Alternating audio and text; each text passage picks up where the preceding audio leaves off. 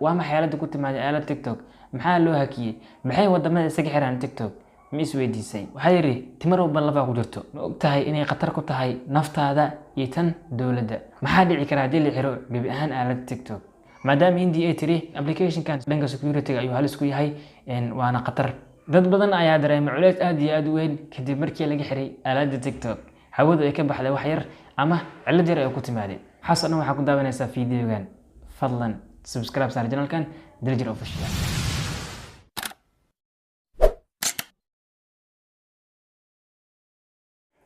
Assalamu alaikum guys, soo dhawaada channelka daawanaysiin waa Diljir Official. Fiidiyogan maanta wuxuu ku saabsan yahay TikTok. shirkadda TikTok oo maalmahan soo furay culays aad iyo aad u weyn kadib markii ay dawladda Hindiya ku dhawaaqday in ay iska xirtay aalada TikTok. Waxaa ku dabadaysan waddo badan sida Mareykanka oo asina mar dhow lagu wada in laga xiro waliba la qorsheenay waayo waa ogtiin China iyo Mareykanka waxaa ka dhaxeeya xifaaltan aad u weyn maadaama Hindiya ay tiri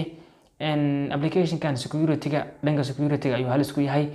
waana khatar dad badan ayaa dareemay culays aad iyo aad u weyn kadib markii laga xiray aalada TikTok hawadu ay ka baxday wax yar ama cilad yar ay ku timaadeen waxa yiri timir oo balaba ku jirto ma jirto wax la dhahayo application ka wuxuu yahay waayo Hindi waxa ka shaqeysaa halaas kuna application maxaa loo dhiiwaayay waxaan dhan waxa waayay wax jir maahay maxaa TikTok ilo abaare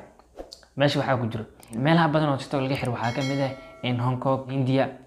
iyo Mareykanka oo la qorsheenayo bilooyinkan soo aadina asiga ahaan laga kansalo TikTok maxaa ku dhacay hawada muu ka baxay maxaa views la andhigay maxaa love la andhigay ma isweydiisay taas aalada TikTok oo soo kortay culays aad u weyn kadib cilad yar ku maatay application ka TikTok waa maxay cilada ku maatay application ka cilad yar ay ku maatay application ka taas oo ah in la waayo love-ki sidaan oo kale in la waayo views ka TikTok waa aalada oo sanadkan lagu isticmaal badan yahay laguna waalan yahay wadanka ugu badnaay wuxuu ahaa Hindiya maadaama Hindiya laga xiray shirkadda TikTok waxaa soo fuulay culays aad iyo aad u weyn waxaa la qorsheenayaa inay wadamo badan iska xiraan sida Pakistan Mareykanka England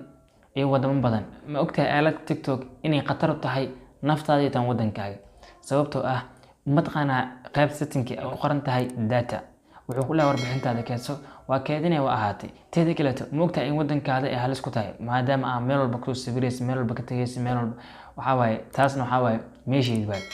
dawladda Hindiya ayaa sheegtay in application kan culays uu ku yahay ama uu la mucaaradsan yahay security-ga waayo hadii mar wadankaaga waxa la oo warbixin yar laga helo waa ahaatay sanadkan waa ogtahay isku weerarayo qori mid iyo safe isku weerarayo waxa la isku weerarayaa technology iyo virus way hormartay adduunyada marka Soomaaliya waxa la qorsheenayaa in laga xiro aalada TikTok maadaama ku waashan dhalinyarada aniga koow ka ahay